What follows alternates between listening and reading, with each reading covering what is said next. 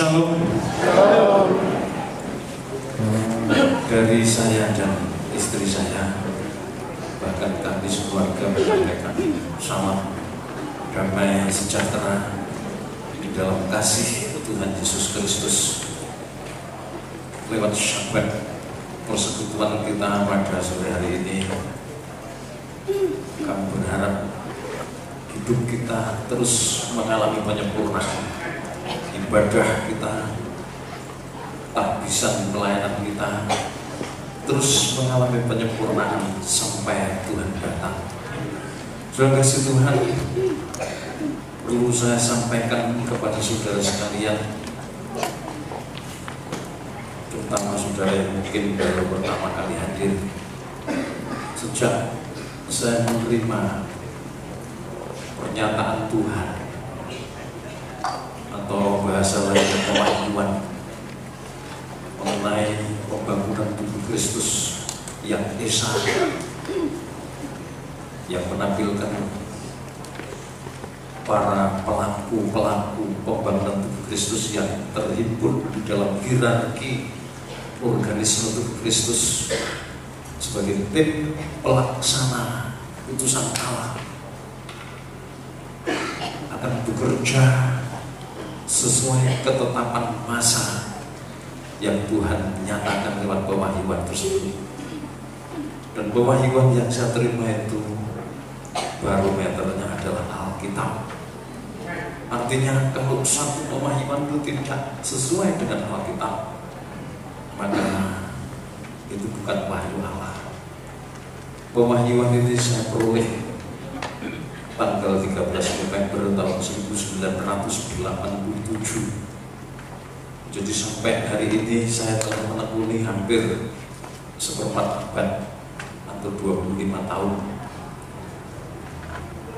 Selama hampir 23 tahun saya ibarat induk ayam memeram, ibarat lembu saya memamah biak pewahyuan tersebut untuk saya aplikasikan bagi jemaat sendiri, bagi pelayanan-pelayanan lain di Sekolah Tinggi Teologi Berita Kitab Wahyu yang ada di sini, dan bagi fellowship kecil dari Sinode Gereja Kristen Tabernakel yang oleh kemurahan Tuhan saya dipercaya menjadi ketua sinodenya.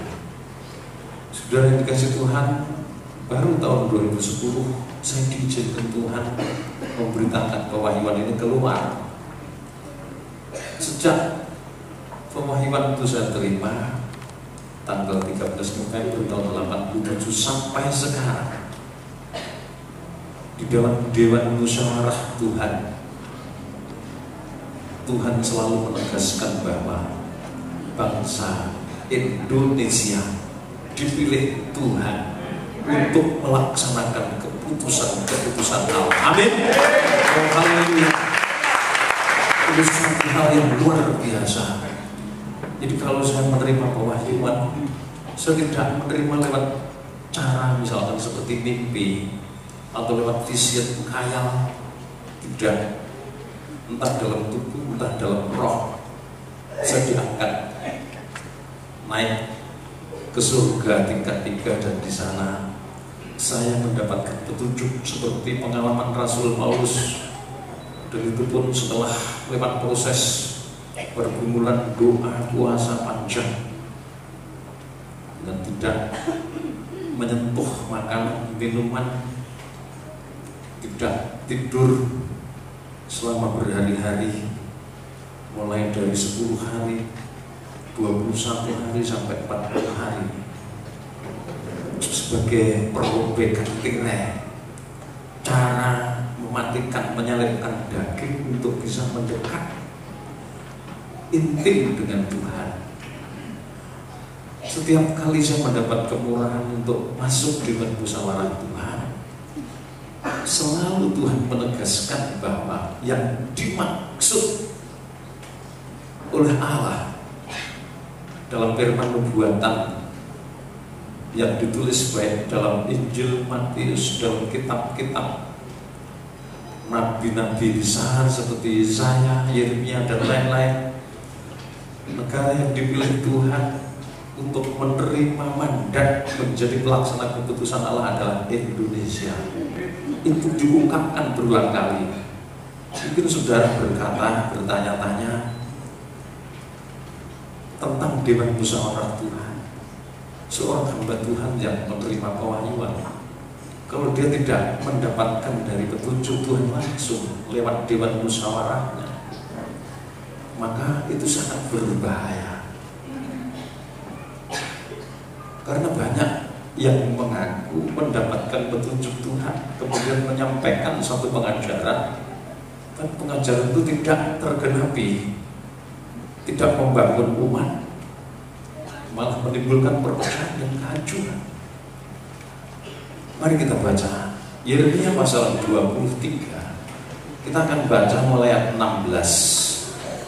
Yeremia pasal 23 mulai ayat 16. Saudara pendeta Bagio Benjekson akan membantu saya membacakan. Beginilah firman Tuhan semesta alam. Janganlah dengarkan perkataan para nabi yang bernubuat kepada kamu. Mereka hanya memberi harapan yang sia-sia kepadamu dan hanya mengungkapkan penglihatan rekaan hatinya sendiri, bukan apa yang datang dari mulut Tuhan. Ini satu firman nubuatan. Apa yang dikerjakan Allah ini kekal selamanya. Peringatan itu juga berlaku untuk kita. Kalau Pengkhotbah pasal 3 ayat 14 mengatakan bahwa segala sesuatu yang dikerjakan Allah itu kekal. Ini bukan hanya untuk Israel atau Yehuda saja, tapi untuk kita juga, supaya kita waspada dan berhati-hati menghadapi banyak berita, pengajaran, ya. Mereka hanya memberi harapan yang sia-sia padamu dan hanya mengungkapkan penglihatan rekaan hatinya sendiri, bukan apa yang datang dari mulut Tuhan. Saya yakin Roh Kudus, Roh Allah yang diam di dalam hati saudara akan memimpin saudara untuk memahami perkara ini. Amin. Sehingga kita tidak terjebak kepada perkara-perkara yang menyesatkan perjalanan hidup kita. Ayat 17. Mereka selalu berkata kepada orang-orang yang menista firman Tuhan, ya, kamu akan selamat.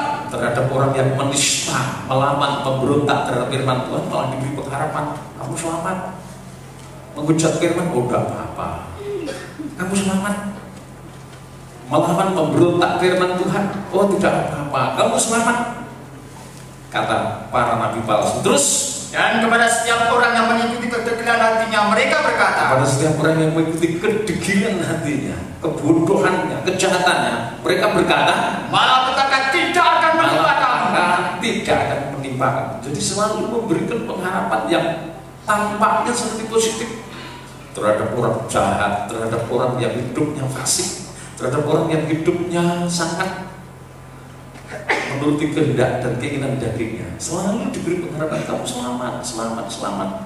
Terus ayat 18, sebab siapakah yang hadir dalam Dewan Musyawarah Tuhan? Siapa yang hadir dalam Dewan Musyawarah Tuhan sehingga ia memperhatikan dan mendengar firman-Nya? Kalau dia hadir dalam Dewan Musyawarah Tuhan, pasti dia memperhatikan dan mendengarkan firman-Nya. Siapakah yang memperhatikan firman-Nya dan mendengarnya? Lihatlah, angin badai Tuhan, yaitu kehangatan murka telah keluar menyambar. Angin puting beliung dan turun menimpa kepala orang-orang fasik. Dari Dewan Musyawarah Tuhan justru berbalik.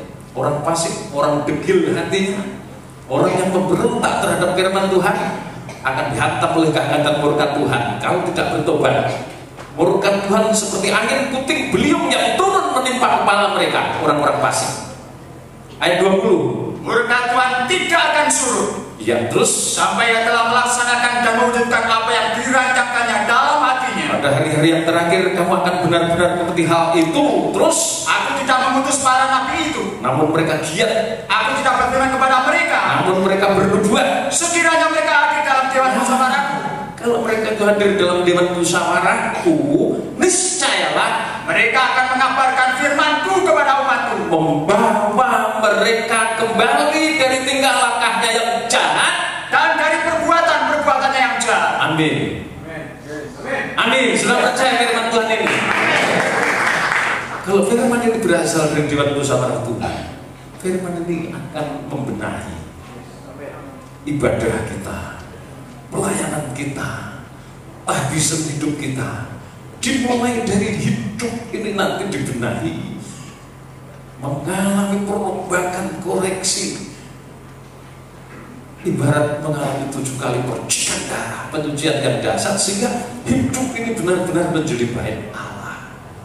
Kalau hidup ini menjadi bait Allah, maka segala kemuliaan Allah akan mengalir ke dalam perbendaharaan bait Allah. Amin. Amin. Tuhan siap memberkati kita.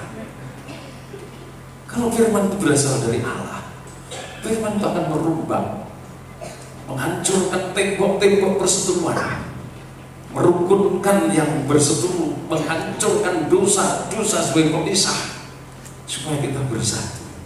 Karena itu yang dikehendaki Tuhan ketika Dia turun ke bumi dan mati di kayu salib, supaya anak-anak Allah yang tercerai-berai menyatu. Amin. Supaya tembok-tembok perseteruan itu dihancurkan oleh kuasa salibnya, sehingga kedua pihak yang berseteru menjadi rukun. Supaya kita yang jauh didekatkan, supaya kita yang tercerai-berai disatukan. Maka kalau firman pengajaran itu membawa perpecahan, kita harus hati-hati.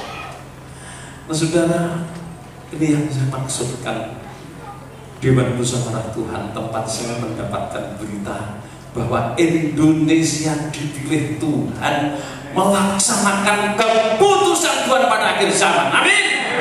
Luar biasa. Ada buktinya. Mana ayatnya? Mari saya akan tunjukkan pelan-pelan. Amin. Supaya saudara bangsa Indonesia boleh berbesar hati dan mensyukuri rahmat Allah ini. Amin. Kita bangsa yang sepertinya terbelakang dari sekian banyak negara berkembang. Seharusnya potensi kekayaan kita yang luar biasa, tetapi kita coba mencapai pendapatan per kapita jauh sangat rendah dibanding negara-negara lain. Jepang yang tahun 1945 dihancurkan dengan bom atom 2 kota Hiroshima Nagasaki. Selama sekian tahun, sejak tahun 45 sampai sekarang, Jepang menjadi negara raksasa. Jadi secara ekonomi menjajah dunia. Amin. Sudah lihat di jalan-jalan, jarang sekali mobil-mobil yang buatan Eropa atau Amerika, mayoritas buatan Jepang. Di rumah saudara, kalau ada alat-alat, mulai yang tempel di tembok, di dapur, di kamar tidur, di atas, mayoritas buatan Jepang. Indonesia yang merdeka tahun 45, kalau ditimbang itu menaik kayak lupa sih. Indonesia ini jumlah di bawah. Namun demikian Allah berbelas kasihan. Indonesia akan bangkit menjadi negara superpower. Amin. Amin. Superpower dalam spiritualitas. Indonesia nanti akan melanglang jagat menjangkau suku, bahasa, kaum dan bangsa. Sekali lagi kita patut bersyukur kepada Tuhan Yesus Kristus. Dia telah memilih kita. Rancangan-rancangan Allah yang sangat banyak sekali Tuhan ungkapkan dalam Dewan Musyawarah mengenai segala keputusan yang telah diputuskan sejak zaman purba. Ketika manusia jatuh dalam dosa, Allah ingin membalikan posisi manusia kepada posisi kemuliaannya. Segala rancangan itu sudah dibuat Tuhan, dan pada akhir zaman ini akan dilaksanakan. Dan Tuhan memilih para pelaksana yang adalah bangsa Indonesia. Saudara kasih Tuhan, banyak sekali yang Tuhan ungkapkan. Kalau semuanya ditulis, Rasul Yohanes mengatakan, dunia ini tidak dapat memuat semua rancangan Tuhan. Coba saudara baca ungkapan Rasul Yohanes dalam Injil Yohanes pasal yang ke-21, kalau sudah membaca ayat 24 dan 25, mari dibaca. Kata penutup, dialah murid yang memberi kesaksian tentang semuanya ini, dan yang telah menuliskan, dan kita tahu bahwa kesaksiannya itu benar. masih banyak hal lain lagi yang diperbuat oleh Yesus. Tapi jikalau semuanya itu harus dituliskan satu persatu, maka akhirnya dunia ini tidak dapat memuat semua kitab yang harus ditulis itu. Amin. Banyak sekali yang direncanakan Tuhan untuk melaksanakan apa yang jadi kehendaknya. Segala sesuatu yang sudah dirancangkan dan diputuskan, tapi tidak semuanya ditulis. Karena tidak semua ditulis, maka Amsal, sang hikmat, Amsal pasal 25 ayat 2 dikatakan, kemuliaan Allah adalah menyembunyikan sesuatu. Jadi kemuliaan Allah adalah merahasiakan sesuatu. Tapi kemuliaan raja itu identik dengan gembala. Dalam Matius pasal 25, kemuliaan sang raja, kemuliaan seorang gembala adalah menyelidik segala sesuatu yang disembunyikan Allah. Amin. Jadi kalau saudara bisa menyelidiki rahasia firman Allah ini dan mengungkapkannya, itu kemuliaan saudara sebagai hamba Tuhan, kemuliaan kita sebagai hamba Tuhan. Karena kalau semuanya dituliskan, tidak bisa dibayangkan. Ini firman Allah, dunia ini tidak dapat memuat. Saking banyaknya rencana Allah. Namun demikian, saudara, selama hampir 25 tahun, November nanti genap 25 tahun, ya, di dalam Dewan Musyawarah Tuhan, semua kitab-kitab dari Kejadian sampai Malaikat, dari Injil Matius sampai kitab Wahyu dibuka, ungkapkan beserta waktu-waktunya, semua nubuat itu digenapkan, diungkapkan. Dan saya pelan-pelan setelah itu sesuai titah Tuhan, saya tuangkan dalam peta zaman, peta nubuatan 70 sahabat Nabi Daniel dan kegenapannya, peta Kejadian Genesis, ya, peta kitab Wahyu seperti yang terpampang pada dinding. Itu merupakan ungkapan isi hati Tuhan. Apa-apa yang akan dilaksanakan Tuhan pada akhir zaman terpampang di situ beserta urutan waktunya. Sekali lagi, kalau saya berbicara tentang waktu, saya tidak menyelidik hari dan jam. Itu larangan keras dalam Alkitab kita. Karena Injil Matius pasal 24 mengatakan bahwa tentang hari dan saatnya tidak seorang pun tahu, malaikat tidak, hanya Bapa. But of that day and hour no one knows, not even the angel of heaven, but my Father only. That day and hour. Kalau dalam bahasa Greka, day itu ditulis dalam bahasanya yang hemeras, yang artinya hemeras itu hari. Satu hari sama dengan 24 jam. Itu arti dari bahasa aslinya, bahasa Greka, bahasa Yunani. Sedangkan D yang dalam bahasa Inggris menuju itu dikatakan hemeras, saat itu dikatakan ya hari dan jam. Hour ini ditulis dalam bahasa Greka horas, genetik dari kata hora yang artinya jam. 1 jam itu 60 menit. Tempat hemeras, ya, kaites horas, dikatakan itu rahasia Allah. Jadi yang saya selidik bukan hari dan jam, tetapi yang saya selidik adalah tahun-tahun kedatangan Tuhan. Jadi kalau dalam membaca peta zaman itu, sudah tidak akan mendapatkan di situ hari apa, Senin Wage, Kamis Pahing, setupon misalkan, hitungan tentunya orang Jawa kan begitu, tidak ada di situ. Semuanya memuat tahun. Karena kalau saya menyelidik hari, saya bertentangan dengan Allah yang memberi pewahyuan. Ya, sudah di dalam Dewan Musyawarah Tuhan juga dijelaskan panjang lebar bahwa untuk memahami hal yang akan datang, perkara-perkara akhir zaman yang luar biasa, orang harus menjaga hidupnya menjadi bait Allah rohani, rumah Allah yang kudus. Kalau ini menjadi bait Allah, hidup ini menjadi bait Allah, seperti 1 Korintus 3 ayat 16 dan 17, tidak tahukah kamu bahwa tubuhmu adalah bait Allah, rumah Allah.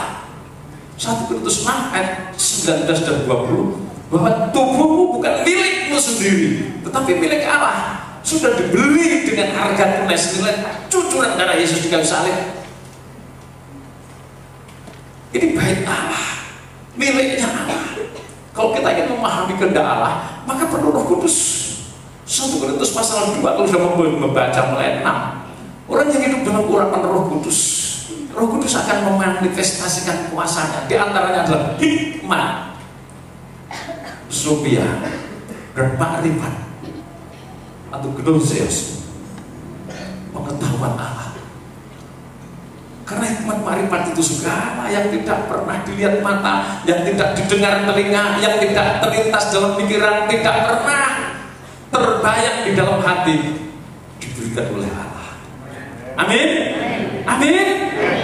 Oh, ini luar biasa. Saya punya pengalaman-pengalaman yang sedemikian indah dengan Roh Kudus. Segala sesuatu yang tidak pernah kita pikirkan, bahkan Roh Kudus itu akan menyelidik. Siapa yang tahu diri Allah selain Roh Allah sendiri? Kalau kita perlu Roh Kudus itu akan memimpin kita menyelidiki segala rahasia Allah.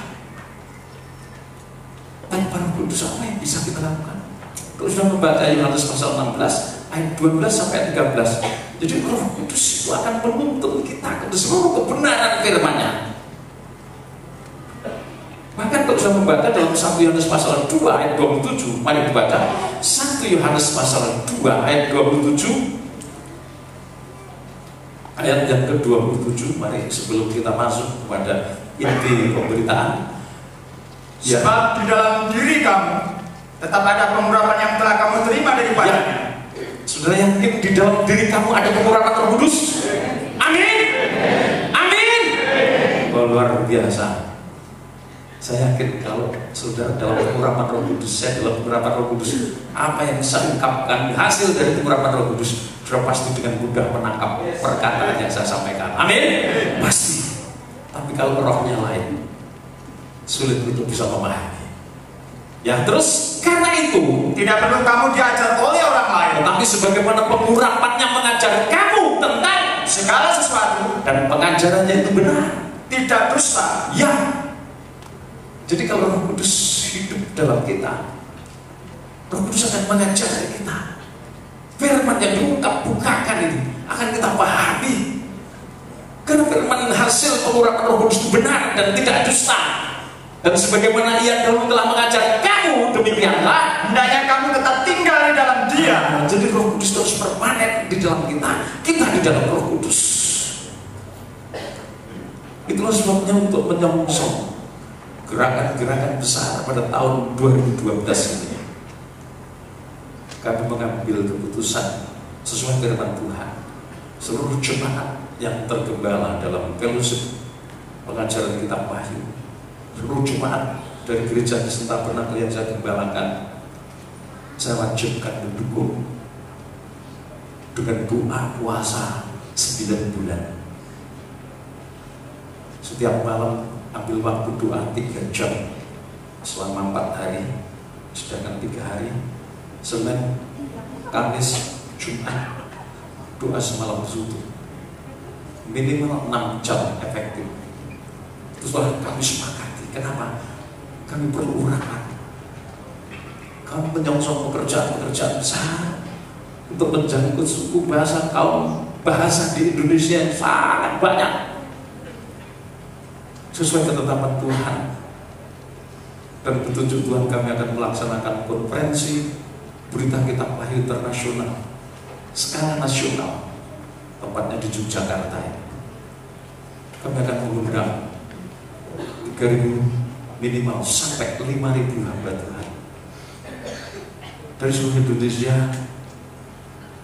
perwakilan-perwakilan dari denominasi gereja apapun, organisasi-organisasi gereja apapun, dari persekutuan-persekutuan, hamba Tuhan, para penatua, dan imam-imam yang mendapatkan kemurahan Tuhan. Tidak semua, karena saya berdoa supaya Tuhan persiapkan hamba-hamba Tuhan yang akan diundang oleh Tuhan masuk pesta rohani. penyelenggaraan konferensi tadi. Supaya Tuhan sendiri yang menunjukkan, supaya Tuhan sendiri yang menyeleksi, sehingga yang hadir betul-betul orang yang dipilih Tuhan dari antara pilihan. Amin. Amin. Saudara siap hadir? Amin. Oh, puji Tuhan, terima kasih. Itu akan diselenggarakan tanggal 13 sampai 16 November. Sekalipun masih lama, kami berdoa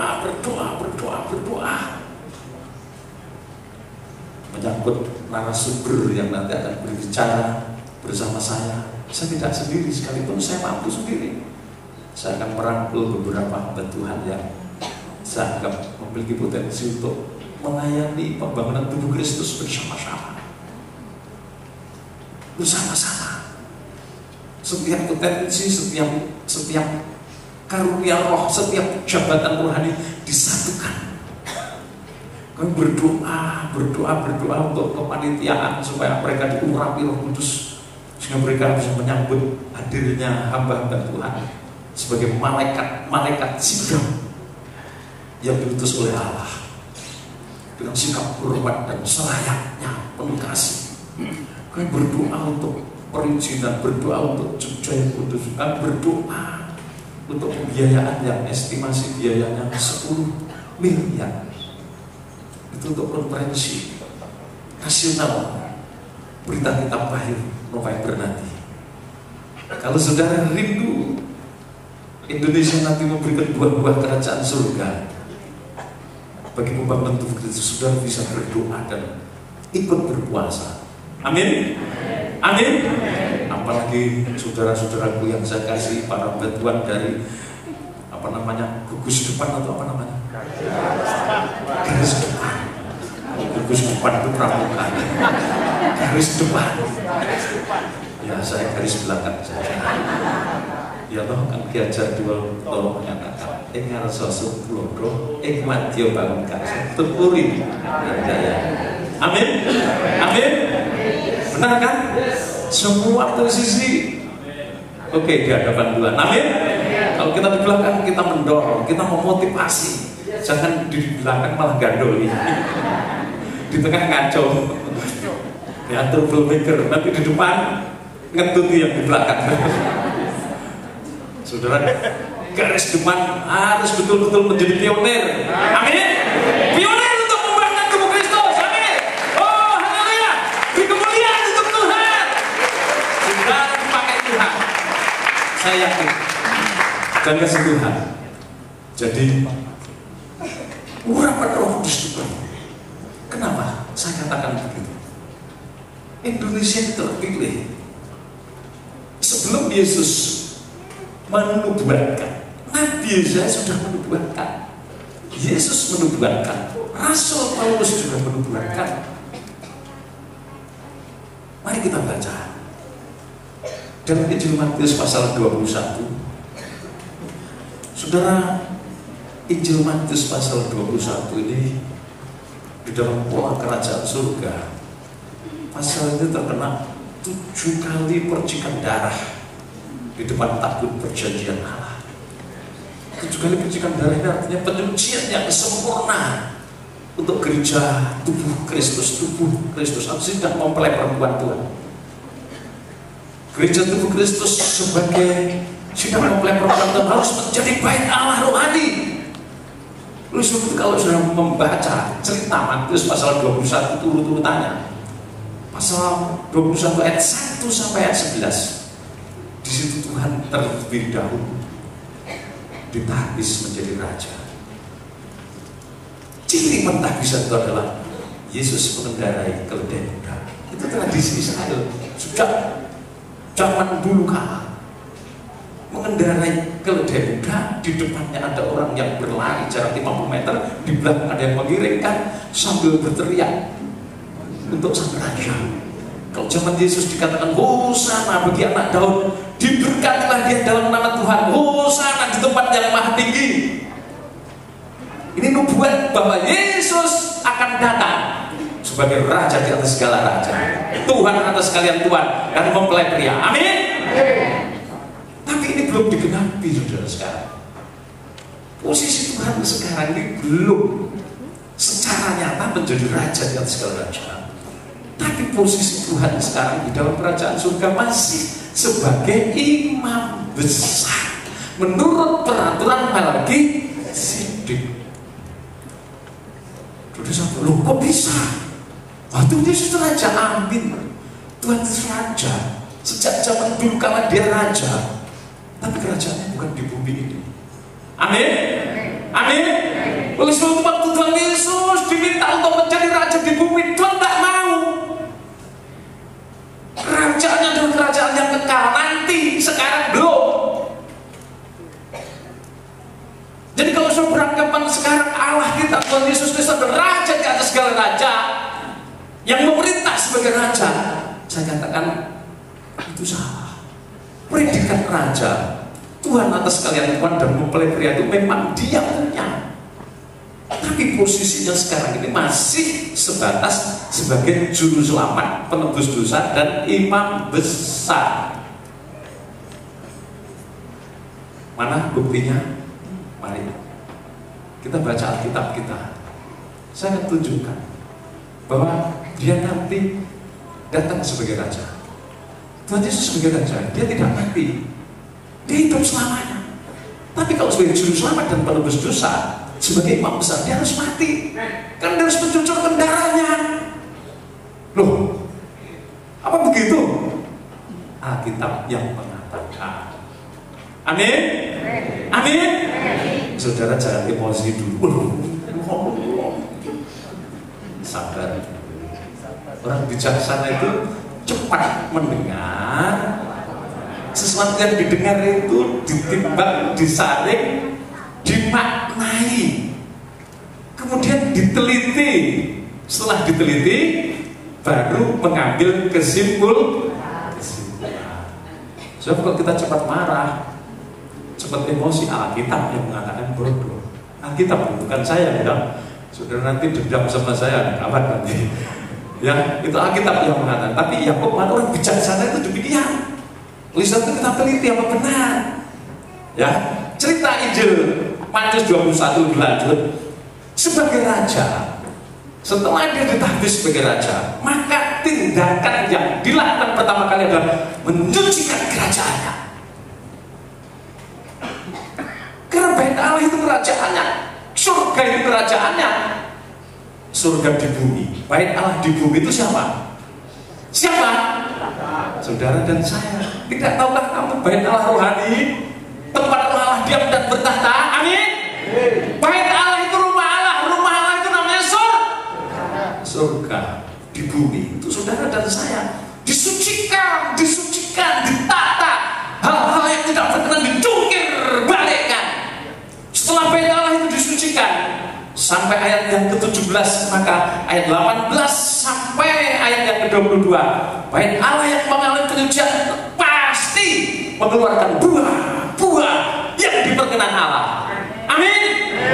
Tapi ketika Yesus meminta buah dari pohon ara itu, pohon ara itu tidak memberikan, ditutup langsung kering. Itu menunjukkan bahwa kalau pribadi itu disucikan, dididik, di tempat, dibacakan, digemblik oleh firman, tetapi tidak kunjung bertobat, tidak kunjung memberikan buah yang berkenan. Kalau Injil Matius pasal 13 atau Injil Markus pasal 10, buah-buah kehidupan itu 30 kali lipat, 40 kali lipat, 100 kali lipat. Amin. Tapi tidak dihasilkan, maka Tuhan murka.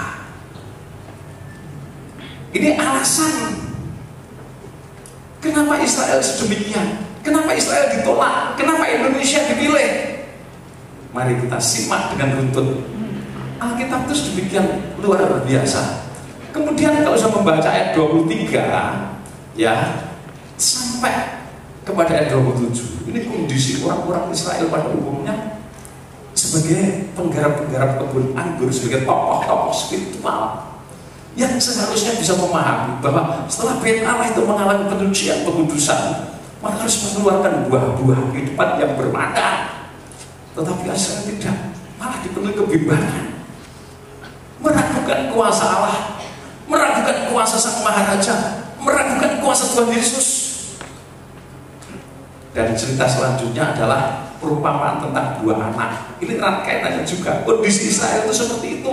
Israel itu sepertinya sulung di mata Tuhan. Amin. Sulung. Sebelum bangsa kafir terpilih, Israel itu kesayangan Tuhan, biji matanya. Arah yang sulung, kebun anggurnya Tuhan.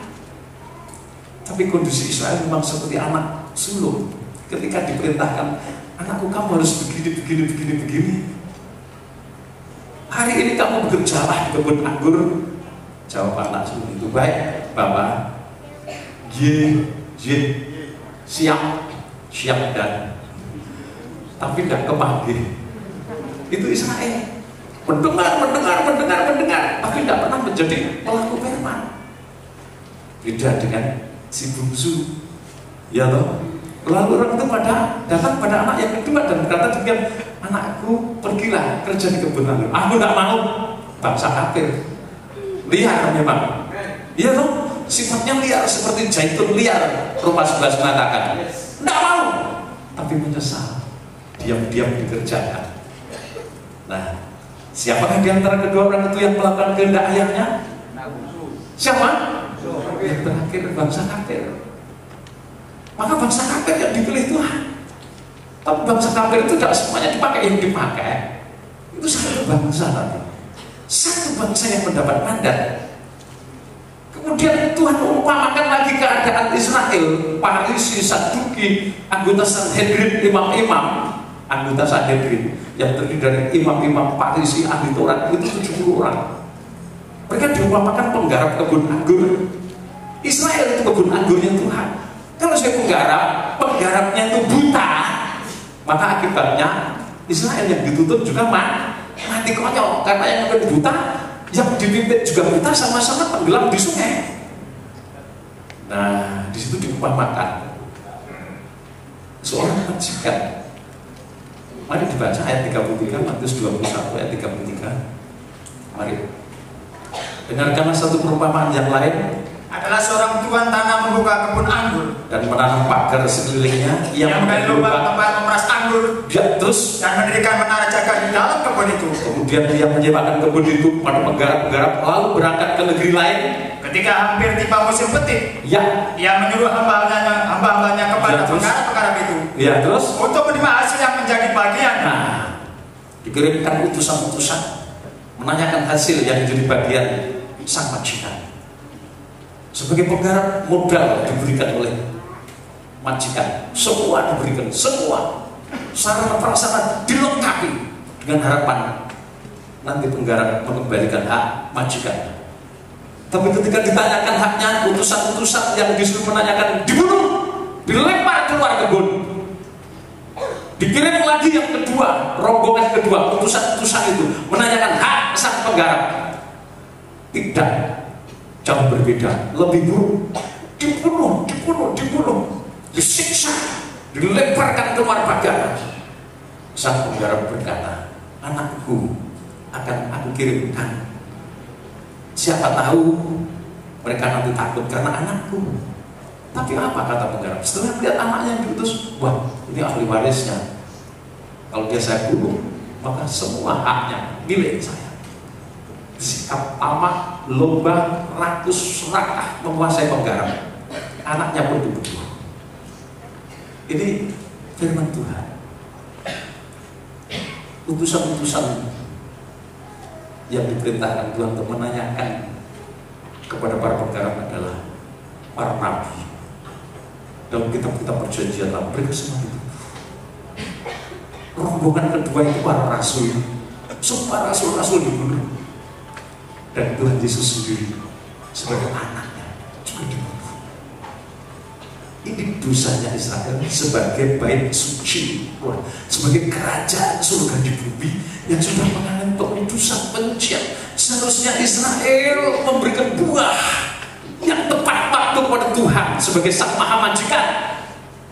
Seharusnya Israel memiliki taatan terhadap apa yang menjadi firman Tuhan, perintah Tuhan. Tidak usah meragukan kemampuan, kuasa, kekayaan Tuhan dan segala hal yang Tuhan miliki. Tapi semua itu tidak dimiliki. Seharusnya Israel dengan sukacita memberikan apa yang jadi haknya Tuhan. Sebagai penggarap sudah selayaknya. Kalau Tuhan Yesus mengatakan kita itu bendahara-bendahara, Allah Sang Maha Majikan, owner yang memiliki segalanya. Dalam pengertian makro, cerita ini menunjuk pada Israel jasmani secara literal yang sudah dicampakkan seperti zaitun asli yang dipangkas dari batangnya, dilemparkan menjadi kering. Dan kita zaitun liar dicampakkan dalam batang zaitun asli seperti yang tertulis dalam Roma pasal 11. Kita dijadikan berbuah banyak. Jadi dalam pengertian mikro kita itu menunjuk kepada hamba-hamba Tuhan, kita semuanya, kita itu penggarap-penggarap. Dan jemaat Tuhan Yesus itu adalah kebun anggur Tuhan saat ini. Tuhan menghendaki kita itu memberikan apa yang jadi haknya Tuhan. Jangan sampai nasib kita nanti seperti Israel. Mari dibaca, ya. Ketika Tuhan menanyakan setelah cerita tadi, utusan ke-1 dibunuh semuanya, utusan kedua dibantai, anaknya sendiri dibantai. Ayat 40 dibaca. Maka apabila Tuhan kebun anggur itu datang, apakah yang akan dilakukannya dengan penggarap-penggarap itu?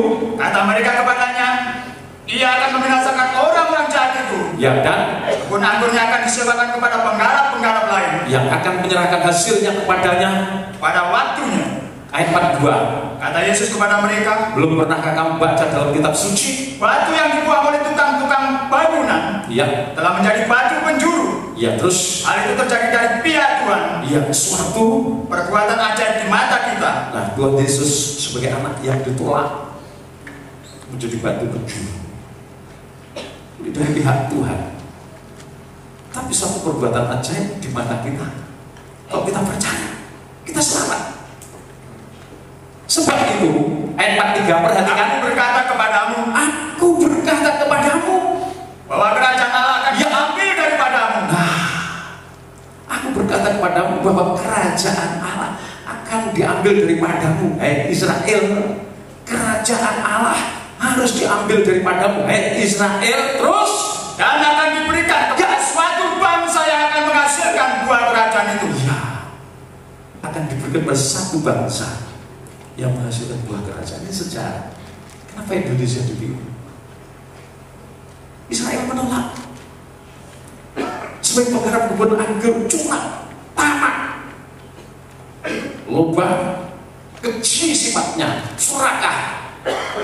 Para nabi dibantai, para rasul dibantai. Yesus Allah Sang Putra yang turun ke bumi juga dibunuh di kayu salib.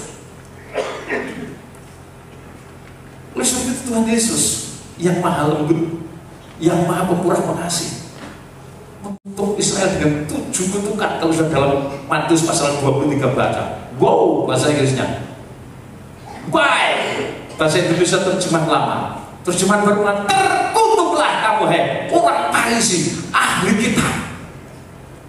Itu sampai 7 kali. Kenapa? Di dalam Injil Matius pasal 23 itu, kalau sudah membaca dengan cermat di sana, sudah nanti bisa memilah-milahkan ayat demi ayat itu. Ini keterikatan Israel terhadap kenikmatan daging. Ini kenikmatan Israel terhadap kenikmatan rasa. Ini kejatuhan Israel dalam kenikmatan harta, dalam kenikmatan rasa.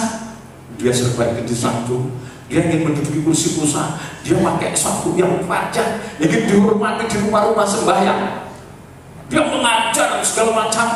Tapi Tuhan katakan, ajarannya boleh kamu terima dan turuti, tapi tingkah lakunya jangan kamu turuti. Sebab sekalipun mereka mengajar, mereka tidak pernah menyentuh untuk melakukan ajarannya. Itu berhala perasaan. Aku sombong. Oleh sebab mereka terkutuk sampai kerajaan surga. Therefore say I unto you, the kingdom of God shall be taken from you. Kerajaan surga itu akan diambil daripadamu and given to a nation. Diberikan pada satu bangsa. Kalau dalam bahasa Inggris tegas, ya, and given to a nation, bringing forth the fruit thereof, yang mampu mempersembahkan buah-buah kerajaan. Baca ayat 44. Dan barang siapa jatuh ke atas batu itu, Iya. Terus dia akan hancur. dan Lucifer dikatakan shall fall on this stone, shall be broken, dan hancur, patah-patah. Terus Dan barang siapa ditimpa batu itu, iya, dia akan remuk. it will great.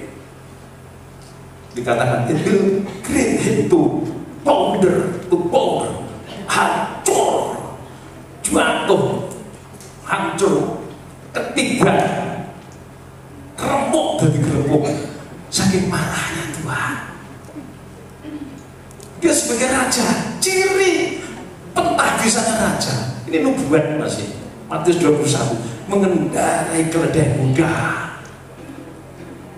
Ciri murid-murid di depan dan di belakang, semua rakyat mengikuti berdoa, hosana, hosana. Bukti bahwa dia raja, dia punya kuasa untuk menyucikan bait Allah. Kerajaannya harus disucikan. Ini nubuat. Sejak zaman para nabi-nabi dulu begitu. Nanti saya tunjukkan pada saudara. Tapi kalau hidup ini sudah disucikan, dikuduskan oleh firman, dikuduskan, tetapi tidak kunjung mengalami pengudusan untuk bisa memberikan buah-buah kerajaan yang benar, yang suci, yang kudus, maka Tuhan campakkan Israel. Kerajaan surga itu diambil daripadamu dan diberikan kepada satu bangsa. Shall be taken from you and give. Dikatakan and give to a nation. Nation satu, bukan banyak bangsa. Kenapa yang dipilih Indonesia? Coba saya renungkan.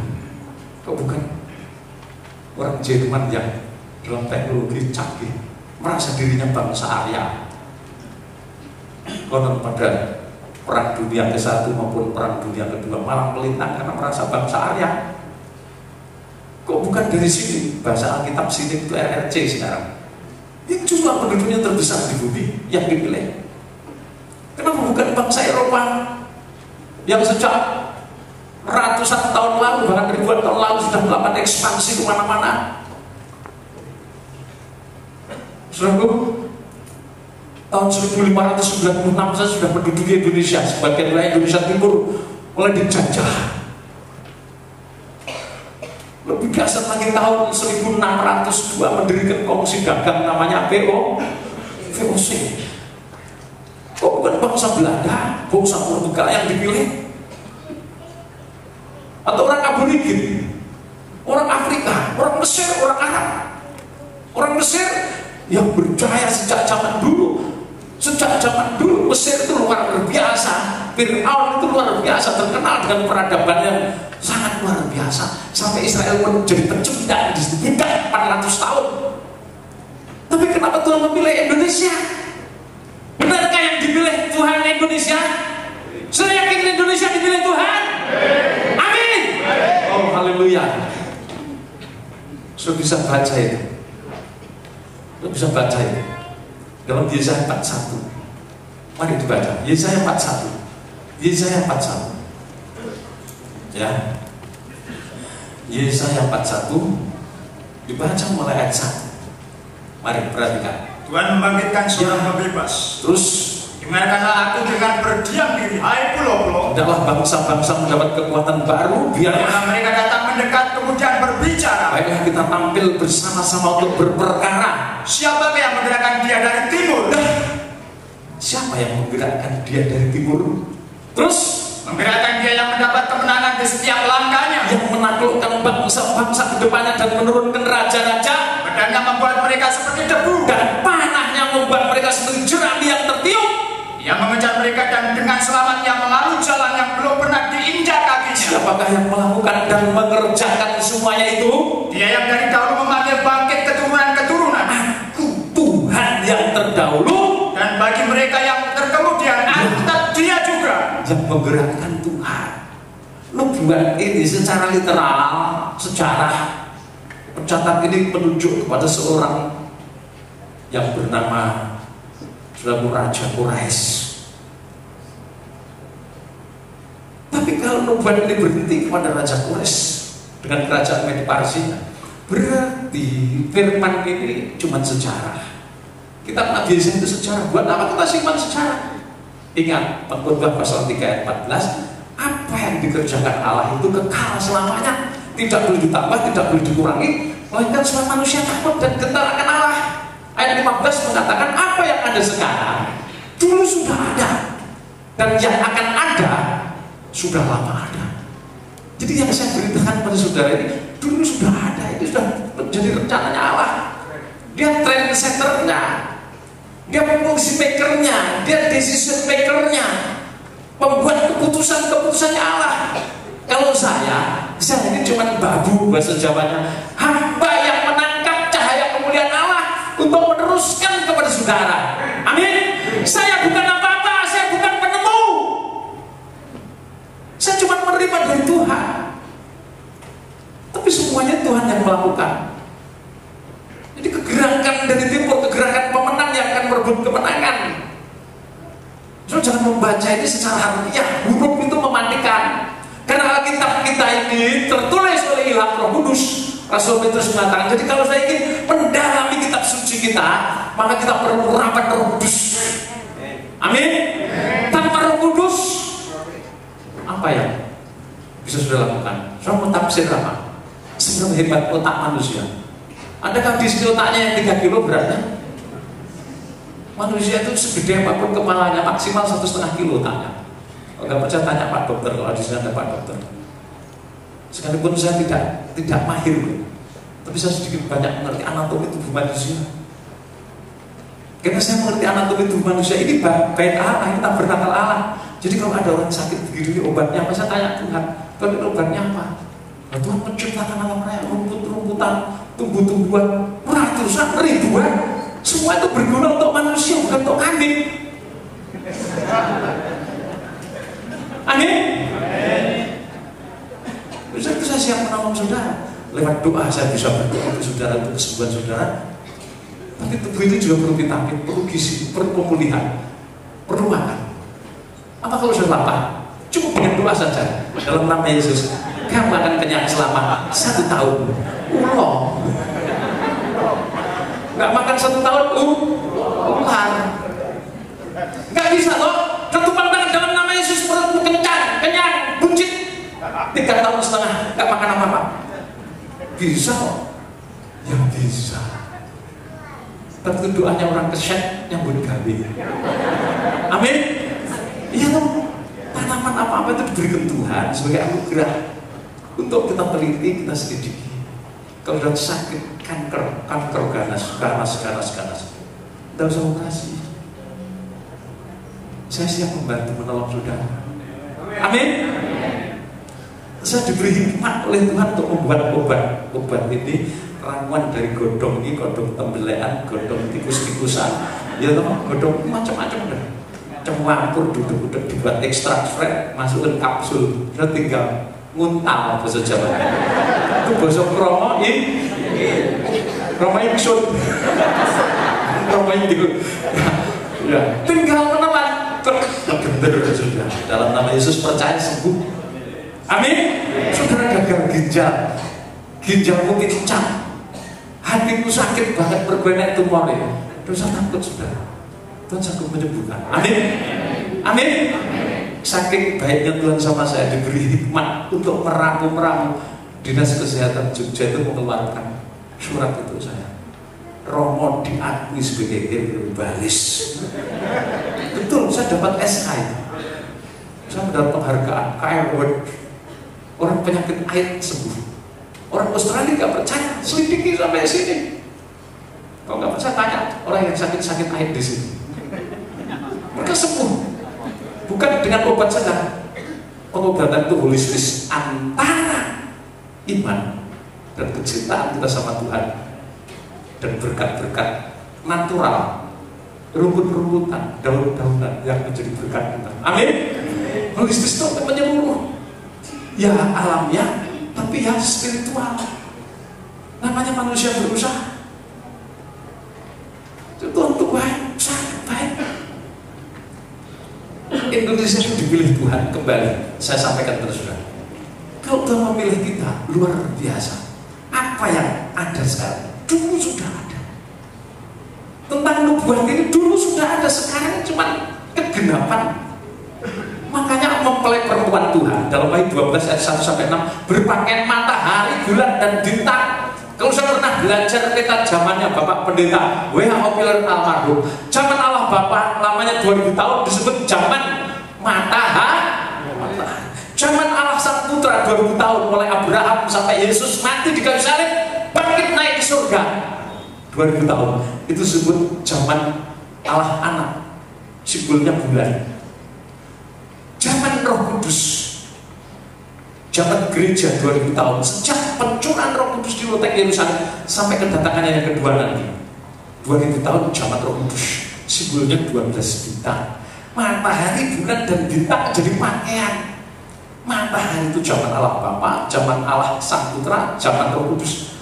Prosesnya para nabi, prosesnya para rasul, tumplek, blek, tergenapkan pada gereja tubuh Kristus yang hidup pada akhir zaman. Amin. Amin. Itu artinya matahari, bulan, dan bintang. Jadi artinya sudah itu mikul, gendong proses. Itulah proses salib. Tapi proses salib ini membawa kita pada kemenangan. Kalau saya membaca dalam Roma pasal yang ke-8, proses salib itu membawa kita pada kemenangan yang luar biasa. Bahkan proses salib itu membawa kita pada hidup kekal sampai Tuhan datang. Nah, saudara kasih Tuhan, itu Yesaya 41. Sekarang kalau sudah membaca Yesaya pasal 46, ya, ini lebih jelas lagi. Tuhan itu sudah merencanakan, ya, Tuhan sudah merencanakan. Sekali lagi nubuat ini secara literal, secara harfiah dulu menunjuk kepada Raja Kores, tetapi ini firman nubuatan. Firman nubuatan itu menunjuk kepada satu bangsa, arah matahari terbit, bahasa Hebrew-nya dituliskan begitu, ya, satu bangsa yang asalnya sebelah timur, arah matahari terbit, lambangnya burung buas. Firman Tuhan ini masih berlaku sampai sekarang. Amin. Amin. Mari dibaca. Kalau sudah membaca, ya, Israel dipermalukan. Sekarang Israel tercerai-berai, hancur. Bangsa Indonesia diberkati, menerima pewahyuan.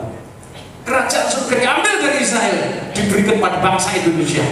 Harusnya yang mahir dengan persoalan tabernakel itu bangsa Israel. Harusnya yang mahir dengan pembangunan bait Allah rohani, pembangunan tubuh Kristus yang esa, itu Israel. Tapi itu diambil dari Israel, diberikan pada satu bangsa yang arahnya, tempatnya dari timur, arah matahari terbit. Israel dipermalukan. Kenapa? Karena selamanya kamu terus terlibat dalam perberhalaan. Kalau saya membaca ayat 1, ayat 2, ya, mari dibaca ayat 3. Dengarkanlah aku, hai kaum keturunan Yakub, hai semua orang yang masih tinggal dari keturunan Israel, hai orang-orang yang kudukung sejak dari kandungan, hai orang-orang yang kujunjung sejak dari lahir, sampai masa tuamu aku tetap dia, ya, dan sampai masa putih rambutmu aku menggendong kamu. Aku telah melakukannya dan mau menanggung kamu terus. Aku mau memikul kamu dan menyelamatkan kamu. Ini janji Allah kepada Israel karena Allah terikat sumpah kepada Abraham. Sekalipun Israel itu sifatnya kayak lembu, kayak sapi dan bengal, semua diserutuki, semua bangsa diserutuki. Karena mereka masih beranggapan bahwa bangsa-bangsa umat Israel itu seperti anjing-anjing. Itu pendapat Taurat. Ya, mereka harus dibinasakan. Maksudnya mereka tidak menangkap. Kalau mereka itu baik sama bangsa-bangsa lain, ya bukan karena cinta kasih, hanya karena hak asasi manusia, badan-badan dunia menekan Israel. Kalau tidak ada, mereka akan musnahkan semua. Sampai hari ini masih menolak Mesias. Bahkan keilahian Yesus dihancurkan. Yesus difitnah berzina dengan Maria Magdala. Yesus punya keturunan yang diungsikan, yang nantinya dari keturunan Yesus dengan Maria Magdala akan melahirkan Mesias. Sekarang tinggal tunggu waktu, cari tabut perjanjian. Kalau tabut itu ketemu, baik Allah dibangun, Mesias datang untuk menjaga garis keturunan Maria Magdala dengan Yesus. Knight of Templar di sana. Kesatria-kesatria salib itu diperintahkan. simbolnya salib dengan mawar merah, rose cross. Tapi mereka menghujat Allah. Mereka menulis buku Holy Grail and Holy Blood, cawan suci dan darah suci. Cawan suci itu rahimnya Maria Magdalena, darah suci itu benih spermanya Yesus yang menghamili Maria, lahir di hadapan Sion. Dari buku ini yang ditulis oleh para penulis, ya, Michael Bacon, kemudian ditulis ulang oleh Dan Brown dengan judul Da Vinci Code. Karena memang yang mempopulerkan cerita Yesus berjinah terlibat skandal dengan Maria itu Leonardo da Vinci, Grandmaster Kabbalah, bahasa Hebrew-nya Kibir, satu sekte yang menyembah setan, sampai Lucifer. Saudara, mereka ini yang menjadikan Israel buta sampai hari ini. Sekte ini menguasai jagat perekonomian, perdagangan, pemerintahan, perbankan di dunia. Bahkan pendiri bank-bank terbesar di dunia mereka miliki. Nah, ini gambar-gambar yang tertera ini merupakan gambar-gambar ciptaan Leonardo da Vinci, gambar-gambar perjamuan suci yang banyak dipasang di gereja-gereja. Sebenarnya di dalam gambar-gambar ini ada pesan sponsor. Gambar aslinya antara Tuhan Yesus, ya, Tuhan Yesus. Kemudian harusnya ini Yohanes, tetapi diganti Maria Magdalena. Ini bentuk V. Jadi maksudnya itu vagina, grail, cawan, punyanya Maria. Ini selalu bentuk V. Ini pesan sponsor, sponsornya Kabbalah. Tujuannya menghancurkan keilahian Yesus. Amin. Keilahian Yesus yang disembah orang Kristen itu dihancurkan, bahwa Yesus anak Allah bohong, Yesus berzina. Kasih Tuhan, ambisinya Kabbalah itu menguasai jagat. World Bank dikuasai, IMF dikuasai, negara superpower Amerika nyaris dikuasai total. Cuma presiden Amerika mau pengen jadi datang ke Israel, soal pemimpin tertinggi di Israel. Itu kondisi yang sangat tragis sekali, ya.